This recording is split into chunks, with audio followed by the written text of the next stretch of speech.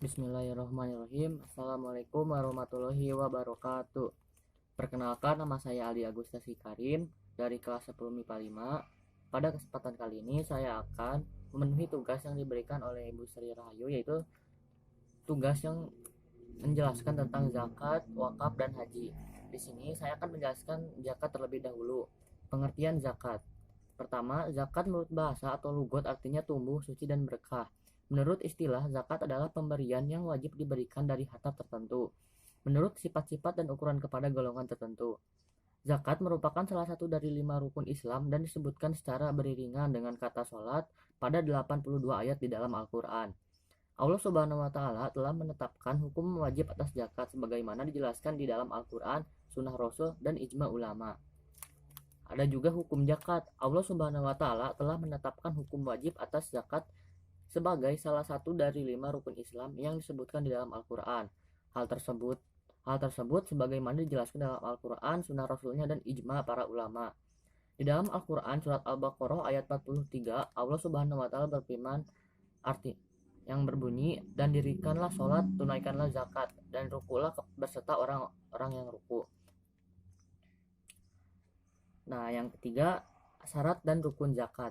Syarat dalam ibadah zakat yaitu syarat yang berkaitan dengan subjek zakat muzaki, orang yang mengeluarkan zakat, dan objek zakat, harta yang dizakati. Yang pertama, syarat yang berhubungan dengan subjek atau pelaku muzaki, orang yang terkena wajib zakat, adalah sebagai berikut. Yang pertama, Islam, merdeka, balik, dan berakal. Nah, adapun juga syarat-syarat yang berhubungan dengan jenis harta atau sebagai objek zakat adalah sebagai berikut. Yang pertama, milik penuh, berkembang, mencapai nisab, lebih dari kebutuhan pokok, bebas dari hutang, berlaku setahun atau haul. Nah, yang terakhir, di sini ada hikmah dan keutamaan ibadah zakat. Hikmahnya, banyak sekali hikmah dan keutamaan ibadah zakat yang Allah Subhanahu wa Ta'ala perintahkan kepada hambanya dan kaum muslimin. Dalam Al-Quran surat At-Taubah ayat 103, Allah Subhanahu wa Ta'ala berfirman, ambillah sebagian dari harta mereka menjadi sedekah zakat. Dengan zakat itu kamu membersihkan dan menyucikan mereka. Quran At-Taubah surat ke-9 ayat 103. Di sisi lain, zakat juga untuk menyucikan jiwa orang-orang yang berharta, menumbuhkan dan mengangkat derajatnya dengan berkah dan kebajikan, baik dari segi moral maupun amal, hingga dengan demikian orang tersebut akan mendapatkan kebahagiaan baik di dunia maupun di akhirat. Di yang kedua ini saya akan menjelaskan tentang wakaf. Nah, pengertian wakaf. Kata wakaf berasal dari bahasa Arab yang berarti menahan atau al-habs dan mencegah atau al-man'u. Artinya menahan untuk dijual, dihadiahkan, atau diwariskan. Jadi, misalnya seseorang mewakafkan tanah miliknya yang dijadikan tempat pemakaman umum atau TPU. Oleh karena itu, tanah yang dimaksud tidak boleh diambil, diwariskan, atau dihadiahkan lagi kepada orang lain. Hukum wakaf. Hukum wakaf di sini sunnah. Namun bagi pemberi wakaf merupakan amalan sunnah yang sangat besar manfaatnya. Kenapa demikian? Karena bagi penerima wakif itu adalah sedekah jariyah. Hal ini sesuai dengan dalil-dalil wakaf untuk keperluan umat. Nah, di sini saya mengambil beberapa dalil, hanya satu saja. Beberapa dalil tentang ibadah wakaf diantaranya adalah sebagai berikut. Terdapat dalam Quran surat Al-Imran ayat 92 yang berbunyi, kamu tidak akan memperoleh kebajikan sebelum kamu menginfakkan sebagian harta yang kamu cintai, dan apapun yang kamu infakkan. Tentang hal itu sungguh Allah Subhanahu wa Ta'ala mengetahui. Quran surat Al-Imran ayat 92. Adapun hadis Rasulullah SAW diriwayatkan oleh Bukhari dan Muslim. Dari Hurairah bahwa Rasulullah SAW bersabda, apabila seorang meninggal maka amalannya terus terputus kecuali 3 perkara: sedekah jariyah, ilmu yang bermanfaat, atau anak soleh yang mendoakannya. Hadis riwayat Bukhari dan Muslim.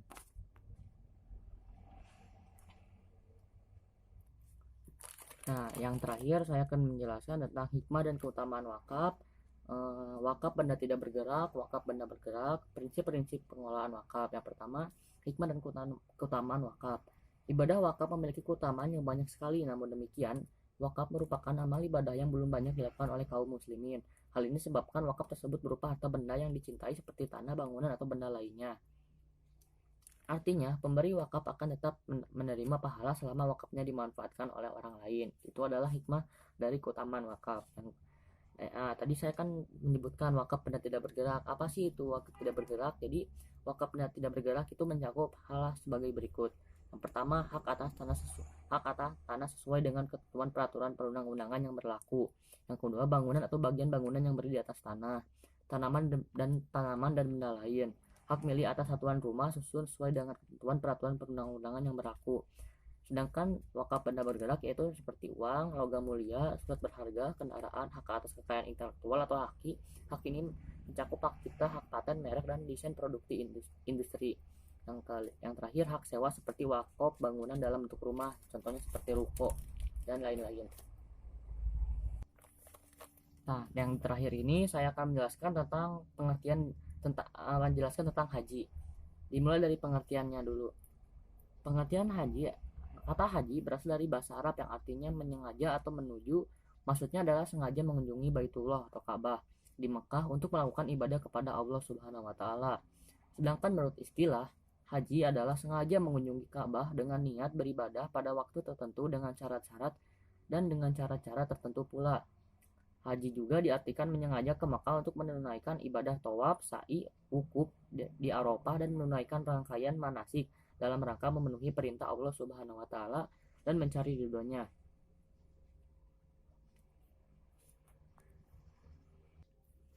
Nah, untuk hukum haji merupakan rukun Islam yang kelima.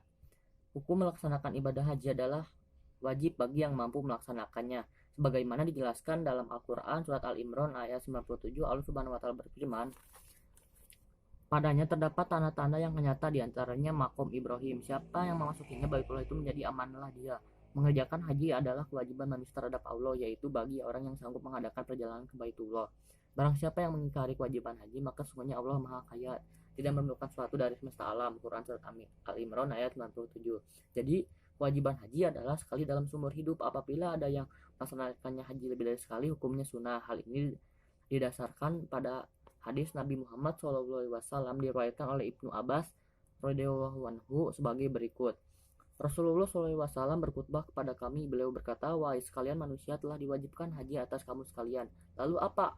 Aqra bin Jabis berdiri kemudian berkata, apakah kewajiban haji setiap tahunnya Rasulullah? Nabi menjawab, sekiranya kekuatakan ya tentulah menjadi wajib, dan sekiranya diwajibkan engkau sekalian tidak akan mampu. Ibadah haji itu sekali saja. Siapa yang menambahi itu berarti perbuatannya sukarela saja. Untuk syarat syah haji, syarat dan rukun haji. Yang pertama, syarat wajib haji. Syarat wajib haji sebagai berikut: Islam, berakal, balik, ada muhrimnya, mampu dalam segala hal, misalnya dalam hal biaya, kesehatan, keamanan, dan nafkah bagi keluarganya. Sedangkan syarat sah haji adalah sebagai berikut: Islam, balik, berakal, dan merdeka. Selain syarat sah haji, adapun rukun-rukun haji. Nah, rukun-rukun haji ini adalah sebagai berikut. Yang pertama, ihram. Ihram ini adalah berniat mengerjakan ibadah haji atau umroh yang ditandai dengan mengenakan pakaian ihram yang berwarna putih dan membaca lafaz labbaik Allahumma hajjan. Artinya bagi yang akan melaksanakan ibadah haji dan membaca lafaz, atau labbaik Allahumma umratan bagi yang berniat umroh. Yang kedua, wukuf. Wukuf yaitu hadir di padang Arafah pada tanggal 9 Zulhijjah dari tergelincirnya matahari hingga terbenam. Yang ketiga, tawaf. Tawaf ini adalah mengelilingi Ka'bah dengan arah jarum jam dengan posisi Ka'bah dimulai dari Hajar Aswad, yaitu dengan Hajar Aswad pula dilakukan sebanyak 7 kali putaran.